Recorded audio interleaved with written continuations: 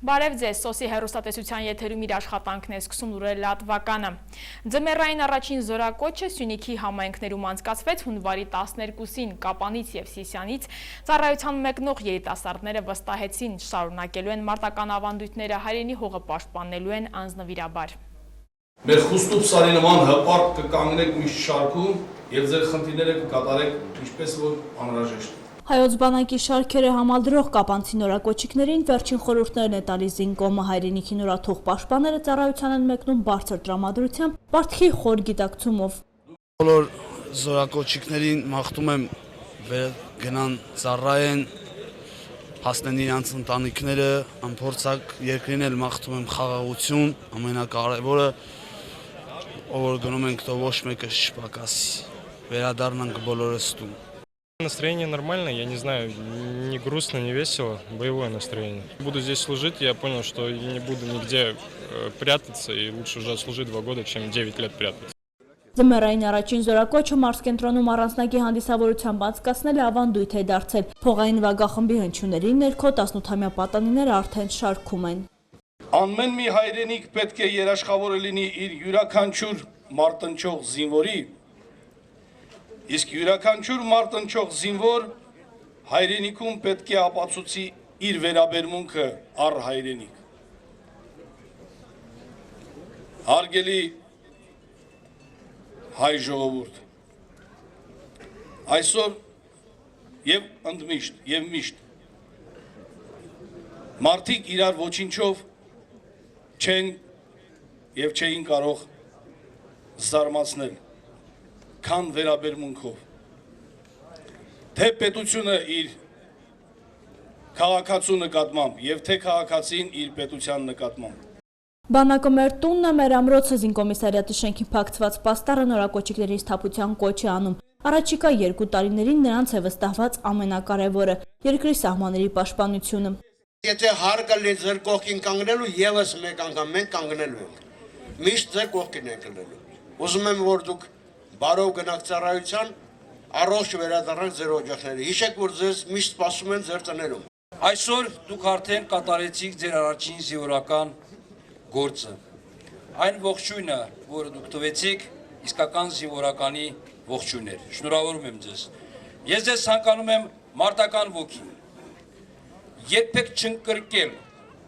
լինել տոկուն, խիզախ, քաջարի, չվախենալ ոչ մի բանից։ Հարազատները, բարեկամները, հարևանները, պարզապես ծանոթները բոլորն այսօր իրենց պարտքն են համարում գալ զինկոմիսարիատի բակ և ճանապարհել զինակոչիկներին։ Ոգևորիչ խոսքեր ու պատգամներ, իսկ ամենագլխավոր մաղթանքը խաղաղությունն է։ Ուղարկում եմ թորնիկիս, մեկին էլ ընդունելու եմ ապսի 23-ին։ Հաջողությունն է, խաղաղությունն է, ծառայեն հետ գան։ Ոնց ճանապարհում եմ, այնպես էլ ընդունել։ Հարություն, հաջողություն, խաղաղություն լինի, ուրիշ ոչ մի բան չի։ Ծառայություն, բարի վերադարձ։ Լսելով առաջին սպայական հրամանը, զինակոչիկները հրաժեշտ տվեցին ծնողներին, զինկոմիսարիատի հարակից շենքերի բնակիչները բարի ծառայություն և բարի վերադարձ ավետող ջրի շիթերով ճանապարհեցին հանրապետական հավաքակայան ուղղություն բռնած ավտոբուսը։ Կապանցի զինակոչիկները մայրաքաղաքում արդեն կհանդիպեն մարզի մյուս քաղաքների պատանիներին։ Սիսյանից ևս այսօր մի խումբ հայորդիներ մեկնեցին ծառայության, փոխարինելու իրենց ավագ ընկերներին։ Բանակ ուժեղ մարտական ուղի ունի, տեսակ դաժե տեսապրելյամ պատերազմը։ Բոլոր զինակոչիկները բուժ հետազոտություն անցել են, չունենք պրոբլեմներ, բողոքներ չունենք զինակոչիկներից։ Ես ցանկանում եմ բոլորին բարի ծառայություն, պատվով ծառայեն և փառքով վերադառնան ընտանիքներ։ Հայրենիքի պաշտպանները վստահեցնում են շարունակելու են մարտական ավանդույթները և հող հայրենին պաշտպանելու են անձնվիրաբար։ Մեր մի ամեն կտոր հողի վրա մեր տղաների արյունն է թափված, մեր Հայաստանում գտնվող Պանթեոնում ննջող մեր խիզախ տղաների արյունն է թափված և չենք պատրաստվում մեր թշնամուն գոնե մի գրամ, մի կտոր հող տանք։ Այդքանը գիտակցելով մենք գնում ենք ծառայության, պարտքը տալու մեր հայրենիքին, որպեսզի դուք էլ խաղաղ քնենք։ Տրամադրությունը շատ լավ է, գնում եմ պարտքս կատարեմ հայրենիքիս, որ դուք հանգիստ գլուխնի տնեք, բարձին քնեք։ Քաղաքային իշխանությունների ներկայացուցիչները իրենց հերթին բարի խորհուրդներով քաջալերեցին զինվորներին։ Ցանկանում եմ ամփորձանք եւ հպարտ ծառայություն։ Մեր Սիսյանցին սկսած Արցախյան հերոսամարտից մինչև մեր վերջի քարոզիա պատերազմը ապացուցել է, որ ինքը պատրաստ է իր հողի համար տալ իր կյանքը եւ Հայաստանի Հանրապետության բոլոր զորամասերում գիտեն Սիսյանցու հպարտության եւ սիսական ջոկատի սխրանքների մասին։ Նորակոչիկները ծաղիկներ դրեցին ասատամարտիկ Վուրգ Ոսկանյանի արձանին Գրիգոր Լուսավորիչ եկեղեցում, մոմ վառեցին Տեր Պարքև քահանա Զեյնալյանը պահպանիչ աղոթք կարդաց։ Նրանց համար Տիրոջից հայցեց ամփորձանք ու բարի ծառայություն։ Նորակոչիկները հարգանքի տուրք մատուցեցին նաև Սիսիանի քաղաքային պանթեոնում ննջող նահատակներին։ Գորիսում նույնպես մեկնարկեց այս տարվա առաջին զորակոչը, տարածաշրջանից 25 երիտասարդներ համալրեցին հայոց բանակի շարքերը։ Մուրադյան Հովանես, Շախանումյան Ռոման, Շավետյան Նորայր,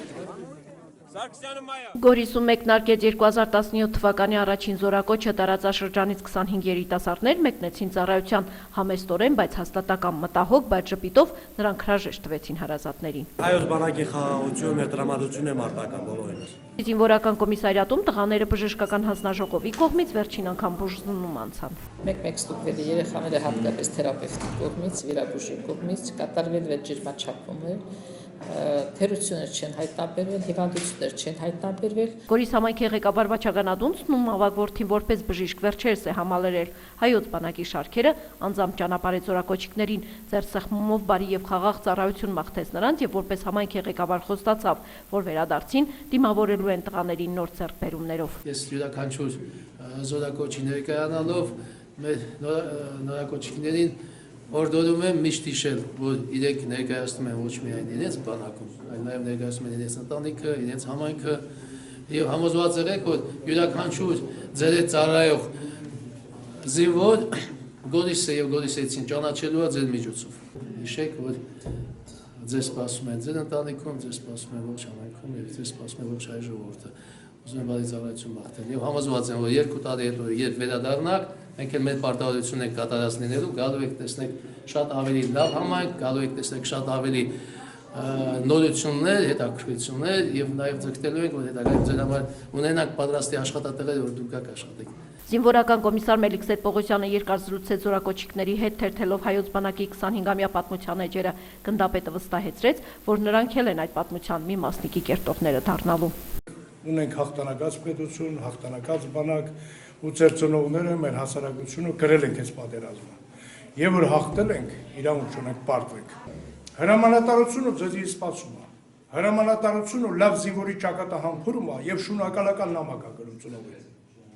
Ու այդ ծնողը որ այդ տողերը կարդում է, ինքը ուրախանում է, որ իր երեխան ճիշտ է դաստիարակել։ Արդեն հայոց բանակի զինվորներին ճանապարհելիս ծնողների հարազատների մոտ խառնվել էին ժպիտն ու արցունքը, հպարտությունն ու պատվախնդրությունը։ Շարժվում է տղաներին տեղափոխող ավտոմեքենան, բարձր հնչում են քաջալերանքի խոսքեր, ծափ ողջույններ, իսկ բոլորի մտքում չբարձրաձայնված աղոթքն է առ Աստված, խաղաղությունն էր սահմաններին, իսկ բոլոր զինվորներին բարի տուն դարձ։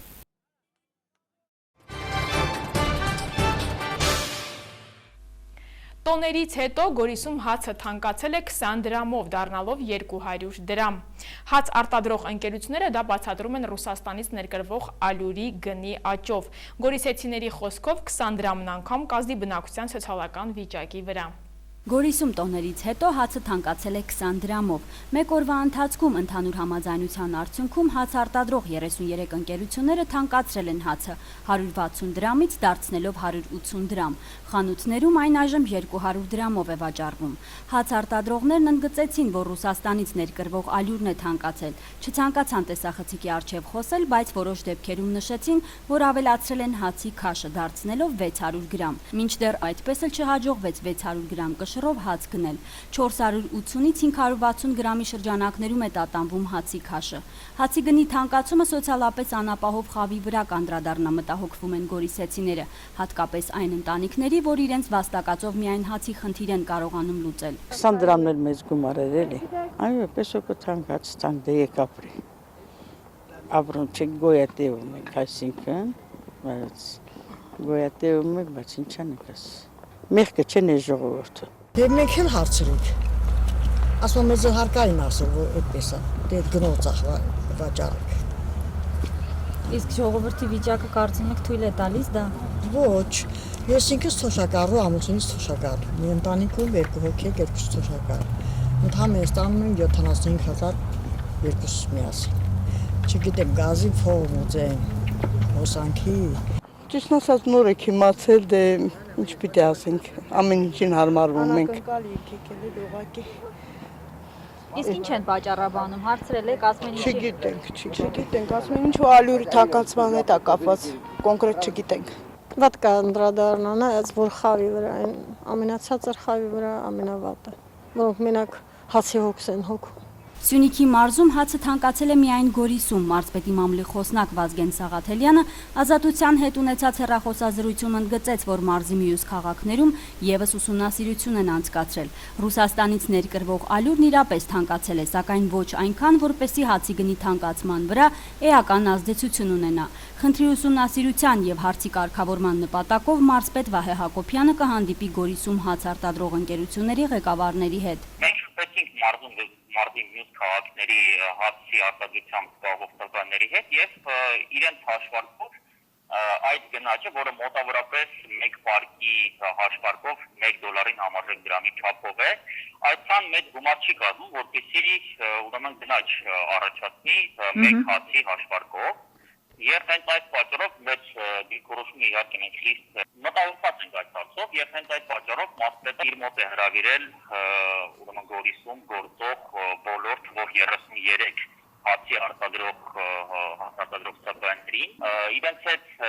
պետք է պարզաբանվի այդ հարցը, թե ինչպես է ստացվել, որ իրենց հաշվարկով այդպիսի գնաճի հետևանք առաջացել այդ թանկացումը, որը իսկապես եղել դա ոչ ոք չի ներքում, եւ մենք այդ հանդիպման արդյունքում ավարտից հետո կտրամադրենք հավելյալ տեղեկություն, թե ինչով է ավարտվել այդ հանդիպումը։ Նշենք, որ ալյուրի թանկացումը չի ազդել լավաշի գնի վրա։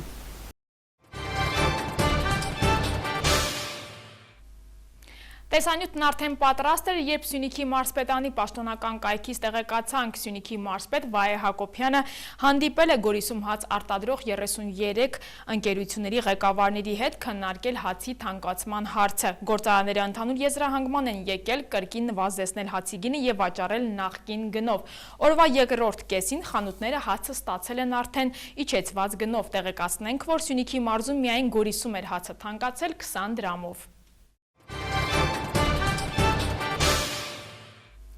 Կապանի բժշկական կենտրոնի ինֆեկցիոն բաժանմունքում տարին սկսել են առավել հանգիստ։ Տոնական օրերին սննդային խանգարումներով դեպքեր չեն գրանցվել։ Բժիշկների հավաստմամբ կարծես թե բնակչությունը հետևել է մասնագետների խորհուրդներին։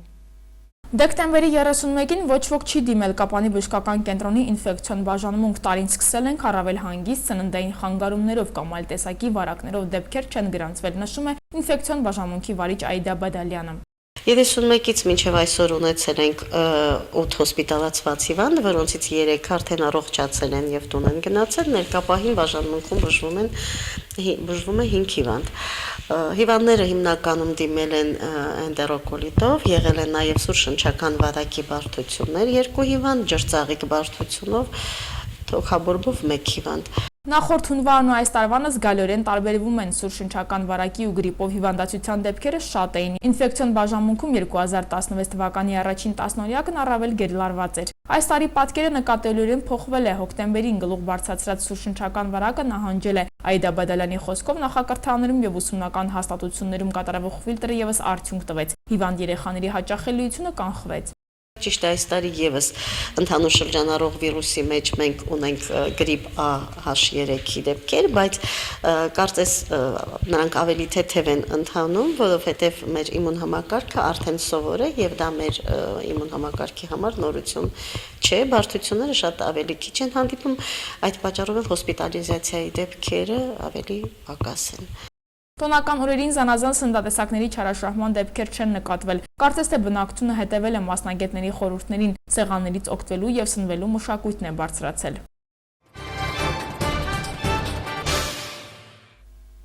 Հունվարի 11-ին ժամը 23:57-ին ահազանգ է ստացվել, որ Կապանի Հունան Ավետիսյան փողոցի կամրջի մոտակայքում տեղի ունեցել ճանապարհատրանսպորտային պատահար, կա տուժած անհրաժեշտ է օգնություն։ Պարզվել է, որ Արամ Մանուկյան փողոցի թիվ 5 շենքի մոտակայքում բախվել են ՎԱԶ-21 եւ Mercedes C մագնիչների ավտոմեքենաները։ Մինչ հրշեջ փրկարարների կանչի վայր հասնելը ՎԱԶ-21 ավտոմեքենայի ուղևոր ԱՂ-ն հոսպիտալացվել է Կապանի բժշկական կենտրոն, որտեղ բժիշկները տուժածին առողջական վիճակը գնահատել են բավարար։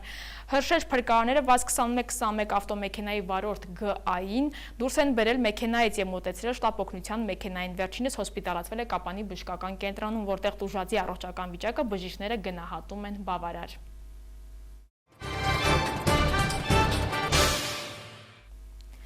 ԱՄՆ նորընտիր նախագահ Դոնալդ Թրամփը մամուլի ասուլիսում խոսել է հաքերային գրոհների ազգային անվտանգության ամրապնդման եւ Մեքսիկայի հետ սահմանում պատի շինարարության մասին։ Իսկ Մեքսիկայի նախագահը հաստատել է, որ իր երկիրը չի վճարել սահմանում կառուցվելիք պատի շինարարության ծախսերը։ Առաջարկում եմ ծանոթանալ միջազգային լուրերին։ Հաքերների Ռուսաստանի կողմից հավաքված իբր իրեն վարկաբեկող նյութերի ազգային անվտանգության ամրապնդման եւ Մեքսիկայի հետ սահմանում պատի շինարարության մասին է խոսել մամուլի ասուլիսում Դոնալդ Թրամփը իր երթմնակալությունից օրեր առաջ։ Դա ամոթ է, ամոթ, որ ամերիկյան ծառայությունները թույլ են տվել կեղծ տեղեկատվության արտահոսք։ Ես համոզված եմ, որ դա անպատվություն է։ Ասում եմ ձեզ, որ նացիստական Գերմանիայում կարող էին նման բան անել եւ արել են։ ԱՄՆ ազգային հետախուզության ղեկավարը Դոնալդ Թրամփի հայտարարությունից հետո ձգտում էր համոզել նորընտիր նախագահին, որ իր գերատեսչությունը առնչություն չունի վարկաբեկող տեղեկատվության արտահոսքի հետ։ Ռուսաստանը ավելի շատ կսկսի հարգել մեր երկիրը իմ նախագահության օրոք, ավելի շատ, քան մեկ ուրիշի նախագահության օրոք։ Դուք դա կտեսնեք։ Ռուսաստանը ավելի շատ կսկսի հարգել մեր երկիրը, բայց խոսքը միայն Ռուսաստանի մասին չէ։ Տեսեք ինչ է կատարվում։ Եվ նույն կերպ դուք չեք խոսում այդ մասին։ 22 միլիոն կայքեր են ջարդվել մեր երկրում Չինաստանի կողմից եւ դա այն պատճառով, որ չունենք պաշտպանություն։ Սպիտակ տան ապագա ղեկավարը պատմել է նաեւ իր աշխատանքային առաջին օրերի ծրագրերի մասին։ Մենք պատրաստվում ենք կառուցելու պատ։ Ես կարող էի սպասել 1.5 տարի մինչև ավարտվեին բանակցությունները Մեքսիկայի հետ, որոնք կսկսենք իմ պաշտոնը ստանձնելուց անմիջապես հետո, բայց ես չեմ ուզում սպասել։ Մեքսիկան կհատուցի պատի շինարարության ծախսերը։ Դոնալդ Թրամփի երթմնակալության արարողությունը տեղի կունենա հունվարի 20-ին։ Մեքսիկան չի վճարի ԱՄՆ հետ սահմանում կառուցվելիք պատի շինարարության ծախսերը, այդ մասին հայտարարել է Մեքսիկայի նախագահ Էնրիկե Պենյետոն։ Սպիտակ տան ապագա ղեկավարը բազմիցս հայտարարել է, թե կհասնի այն բանին, որ Մեքսիկան այս կամ այն ձևով վճարի նախագծի համար, որն այժմ գնահատվում է 10-ից 12 միլիոն դոլար։ Ակնհայտ է, որ ամերիկյան նոր կառավարության հետ մենք տարաձայնություններ ունենք։ Օրինակ, պատի հարցում, որի համար Մեքսիկան իհարկե չի վճարի, ԱՄՆ-ն պետք է իր վրա պարտավորություններ վերցնի զենքի ապօրինի մատակարարումը դադարեցնելու հարցում, ինչպես նաև ֆինանսական ապօրինի հոսքերի հարցում, որոնք ստանում են հանցավոր կազմակերպությունները մեր երկրում։ Դոնալդ Թրամփը խոստացել է, որ երթմնակալությունից անմիջապես հետո կսկսի կառուցել 15 մետր բարձրությամբ հակաէմիգրացիոն պատ, փաստորեն Մեքսիկայի հետ սահմանի ամբողջ երկայնքով։ Այժմ որոշ տեղամասեր ծածկված են փշալարե ցանկապատով։